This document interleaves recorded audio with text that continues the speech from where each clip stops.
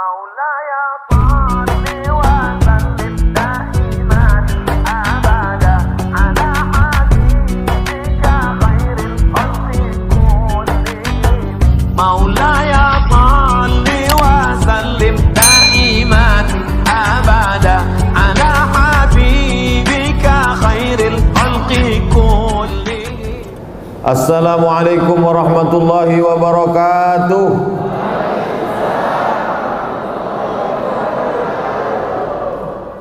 Alhamdulillahi wa kafa wa salatu wassalamu ala al-habibil mujtaba wa ala alihi wa ashabihi ahli sidqi wal wafa. Subhanaka la ilma lana illa ma 'allamtana innaka antal alimul hakim.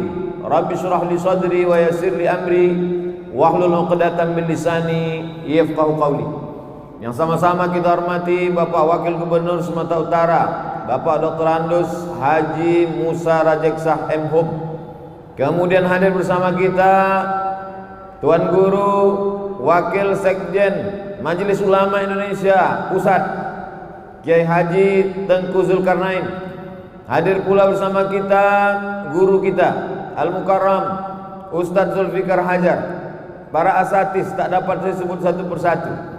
Para penghafal Al-Quran, bapak-bapak, ibu-ibu, hadirin hadirat, insyaallah semuanya dimuliakan Allah Subhanahu wa ta'ala. Ada dulu namanya Uni Soviet. Tahu Uni Soviet? Kalau Uni yang satu lagi itu rumah makan. Ini Uni Soviet. Uni Soviet ini artinya Uni Persatuan Soviet, negara-negara yang bersatu menjadi sebuah blok besar namanya Uni Soviet. Lawan dari Uni Soviet ini United States of America, USA. Kalau yang ceramah ini UAS. Jadi Uni Soviet ini terakhir tumbang. Uni Soviet ini komunis, tak ada agama. Kata dia agama itu opium. Nabinya namanya Karl Marx, dilanjutkan oleh Stalin. Agama itu hanya membuat orang menjadi malas, kata dia. Maka tak boleh beragama. Quran dibakar, masjid dihancurkan. Nah, itulah ciri komunis. Mau negara kita menjadi komunis? Oh, sebab itu jangan ngantuk-ngantuk. Kalau ngantuk komunis. Nah, lalu akhirnya Soviet ini tumbang. Tumbanglah Soviet ini, presiden terakhirnya namanya Gorbachev. Siapa namanya? Gorbachev. Ada juga kawan kita dari Jawa Barat namanya Cecep Gorbachev, bukan yang itu. Ini yang Gorbachev asli. Digantikan oleh Boris Yeltsin. Negaranya berubah, tidak lagi Uni Soviet. Nama negaranya Rusia. Itulah sekarang yang dipimpin oleh Vladimir Putin. Merdekalah negara-negara yang dulu dijajah Uni Soviet itu. Uzbekistan, Tajikistan, Kirgistan, Afghanistan, Kazakhstan. Pokoknya yang tan itulah ujungnya. Apa yang terjadi? Heran. Apa yang diherankan? Ternyata negara yang dijajah oleh Uni Soviet bertahun-tahun itu lahir penghafal Al-Quran. Di mana mereka ngapal Quran? Sekolah tahfiz Quran tak ada. Ulama-ulama dibunuh, Quran dibakar. Di mana kenapa bisa lahir penghafal Quran? Diteliti. Rupanya anak-anak itu menghafal Quran di bawah rumah. Malam-malam rumah itu digali, semennya dihancurkan, digali pasirnya dibuang, ditutup pakai papan, ditutup pakai karpet di atas. Anak-anak itu menghafal Quran di bawah rumah. Gelap. Karena mereka menghafal Quran bukan nengok Quran, tapi mereka menghafal Quran mendengar suara. Sebagaimana Nabi bisa tak baca Quran? Mana bisa? Nabi buta huruf. Nabi tak bisa baca Quran. Dari mana Nabi bisa ngapal Quran? Nabi tidak ngapal Quran, membaca Quran. tapi Nabi mendengar suara. Makanya jangan heran kalau ada anak umur 5 tahun bisa hafal. Dari mana dia baca? Dia tak baca, dia mendengar suara. Nabi mendengar suara Jibril, sahabat mendengar suara Nabi, tabi'in mendengar suara sahabat, tabi'in mendengar suara tabi'in, sampailah ke guru-guru kita. Karena Al-Quran itu bukan tulisan tapi suara. Alif Lam Mim Shad, suara. Karena kalau dibaca tak suara, itu kan suara, bukan tulisan. Kalau tulisan alamaso lah. Alif Lam Mim, ada disuruh tulis lam mim, ada rumahnya? Mana ada? Yang ada di situ kan alama.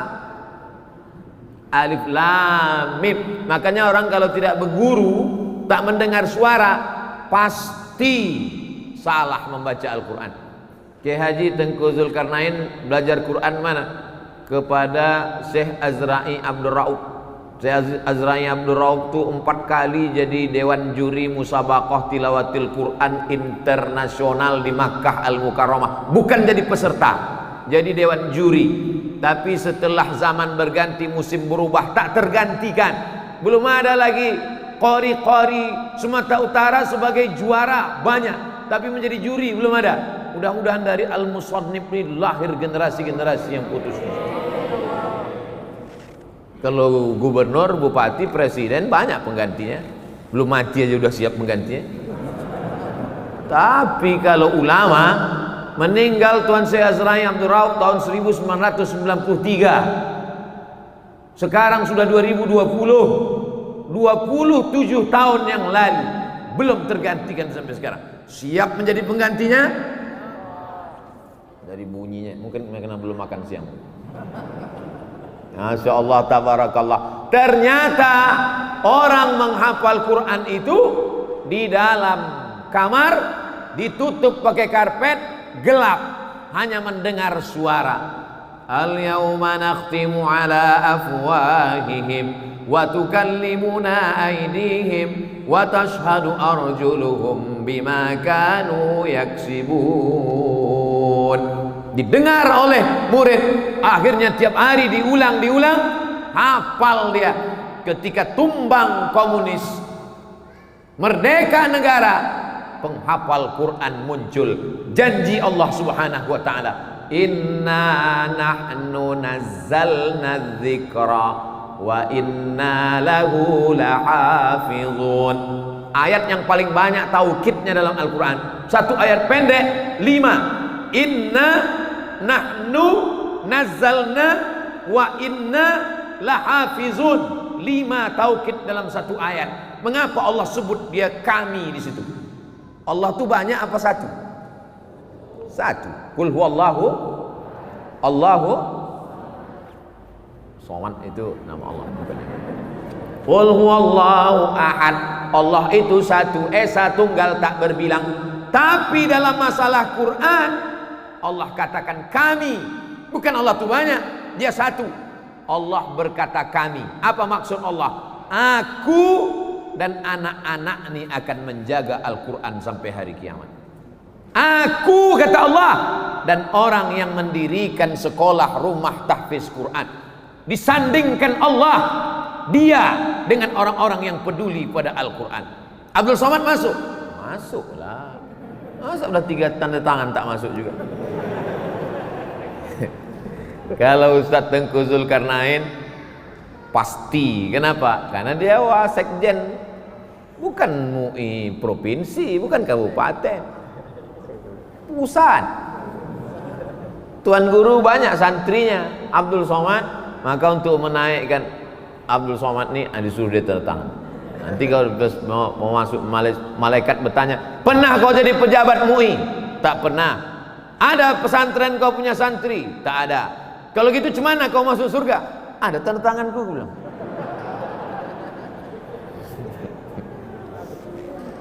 Setuju apa tidak? Banyak yang tak setuju. Wah. Oleh sebab itu maka kita punya berperan. Tadi saya sempat terkejut juga mendengar nama sekolah tahfiz Al-Quran An-Nahl. Kenapa An-Nahl pula? Rupanya Gang Tawon. Wah, itu dia. Tawon itu kan An-Nahl. Sempat nama gangnya Gang Semut, An-Nahl.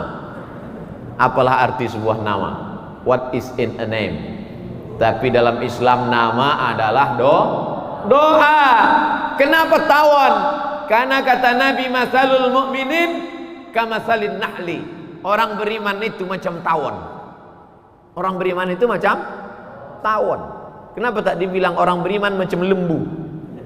Mau dibilang lembu? Kau beriman macam lembu, kau tengok. Orang beriman macam tawon. Tawon itu 4 sifatnya. Yang pertama, tawon tidak pernah makan yang tak baik. Yang dimakan tawon adalah saripati bunga.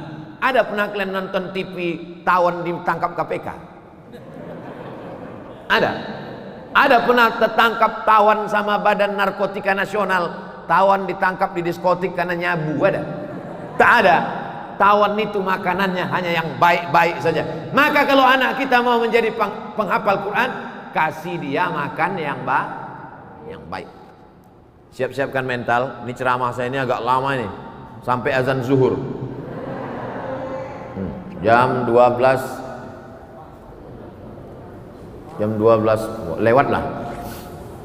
Yang kedua, tawon hanya mengeluarkan yang baik-baik saja.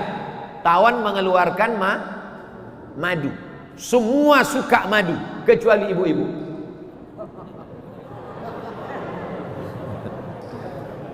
Makanya kalau mau ngetes madu itu asli apa tak asli, bawa ke rumah. Kalau marah ibu itu asli.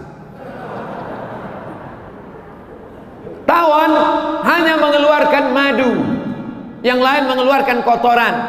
Satu-satunya yang mau dimakan orang keluar dari perut hewan, itulah dia madu asli.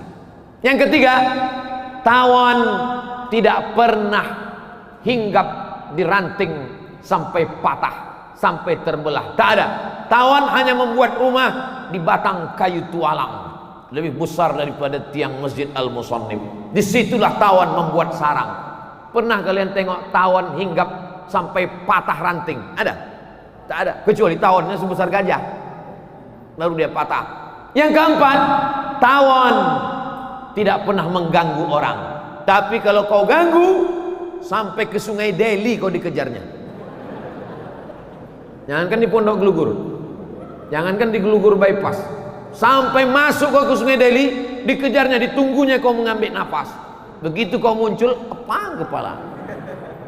Dan tawon nyawanya akan berakhir ketika ekornya yang tajam itu dipakaikannya, apa namanya itu, sengatan tawon itu di ujung itu kalau sudah dipakainya sekali dia akan mati. Karena tawon punya prinsip hidup mulia atau mati syahid. Tawon tahu kalau sudah dipakainya itu sekali, maka orang akan mati. Kalau sudah dipakainya sekali, dia pun akan mati, tapi dia tak takut mati.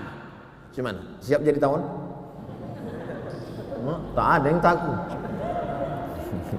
Itu sifat orang beriman. Oleh sebab itu maka generasi-generasi ini, benteng terakhir menyelamatkan anak-anak ini adalah tahfiz Al-Quran. Setuju? Yang tak setuju, aku kasih tahu sekarang. Ibu sayang sama anak, disuruh dia pergi sekolah, cabut dia, dibelinya lem, dihisapnya lem tuh, error. Ikut dia mabuk sama kawannya, beli sabu-sabu mahal, dibelinya premium, mabuk. Yang satu tuh agak lain mabuknya, mabuk solar. Bisa Bapak Ibu mengontrol anak-anak kita 24 jam di luar rumah? Bisa? Mana bisa? Benteng terakhir adalah pondok pesantren, sekolah tafsir Quran Al-Musannif. Inilah yang akan membentengi anak-anak kita dari narkoba. Amin. Selamat mereka dari lem kambing. Amin. Selamat mereka dari LGBT. Amin. Badan tegap berotot, kumis melintang, nyetop sudaku melambai. Hai. Oleh sebab itu maka penyelamat terakhir, sayang sama anak bukan diletakkan di celah ketiak. Sayang sama anak, tinggalkan dia di pondok tahfiz, tinggalkan dia di pondok tahfiz Al-Musannif, tinggalkan dia di rumah tahfiz. Nah, ku tinggalkan kau ke sini, jangan kau takut, ku kirim kau mie instan sehari 3 kali. Bukan begitu sayangnya, karena inilah yang akan menjadikan dia ini masih kecil-kecil, masih hijau-hijau. Dia ini seperti tanaman, tak bisa langsung dipindahkan ke kebun, mesti disimpan di dalam polybag. Tahu polybag? Kenapa diletakkan di polybag? Karena akan datang wereng memakan daunnya, akan datang ulat memakan pucuknya, akan datang kumbang memakan bunganya. Nih kalian nih banyak yang akan merusak kalian. Datang, kalian ini pucuk-pucuk hijau. Pucuk hijau ini semua mau memakannya. Semua mau makan kalian. Apalagi ulat-ulat. Ulat-ulat tuh suka makan pucuk. Pucuk. Maka kalian dijaga di pondok rumah tahfiz Al-Musannif. Siap? Bilang aja siap. Tapi mereka sudah ngaji. Pas saya tanya siap, insya Allah kata dia. Kenapa? Karena dia belajar dalam surat Al-Kahfi. Wala taqulanna li syai'in inni fa'ilu dzalika ghada. Jangan kau katakan aku akan melakukan itu besok. Illa ayyasha Allah, kecuali atas kehendak Allah. Jadi Bapak Ibu yang dimuliakan Allah, hebat pun komunis itu, kalau penghafal Quran menghafal di dalam rumah, di dalam gelap, ditutup, digali, maka anak-anakku nanti kalau kalian ngapal Quran enak kalian di dalam rumah, di atas rumah, bukan di dalam rumah, bukan di bawah rumah, bukan menggali pasir. Kalian membaca nanti kalau agak-agak susah-susah, agak risau-risau, agak stres-stres sedikit, ingat cerita saya ini, dengarkan, ingat baik-baik. Ini saya tidak menceramahi tuan-tuan guru, ini banyak tuan guru. Untung Ustadz Tengku Zulkarnain duduk di samping. Kalau sempatlah beliau di depan, saya ini rasa ceramah kontes dai cilik. Jadi saya ini sekarang sedang cerita sama kalian, maka dengarkan baik-baik. Mudah-mudahan ini menjadi bekal. Mati Abdul Somad, masuk ke liang lahat, mengaji kalian sampai pahalanya ke makam. Terang kubur Abdul Somad, lapang kubur Abdul Somad. Banyak yang tak setuju. Hafal mereka 30 juz, satu hari wajib ngulang 2 juz. Karena kalau tak diulang 2 juz, sebulan dia hatam 2 kali. Kalau tak diulang 2 juz, 1 minggu hilang 14 juz. Maka 1 bulan dia hatam 2 kali, 1 tahun dia hatam 24 kali. Ibu yang melahirkannya mendapat aliran pahala tak putus, unlimited edition, 24 kali hatam dalam sebulan. Mau? Masukkan anak sebelum tanggal penutupan berikut ini. Untuk angkatan pertama apa boleh buat tai kambing bulat-bulat? Tak bisa lagi karena sudah tertutup. Tapi yang lain-lain ini juga menjadi contoh model. Video ceramah ini akan di-share ke seluruh dunia. Hai kalian yang punya banyak rumah, berapa rumah kau? 4 pak. Orang rumah tetap 1. Kau wakafkan 1, buat situ rumah tahfiz Quran. Hari ini kita resmikan rumah pondok tahfiz Al-Musannif, pondok tahfiz An-Nahal.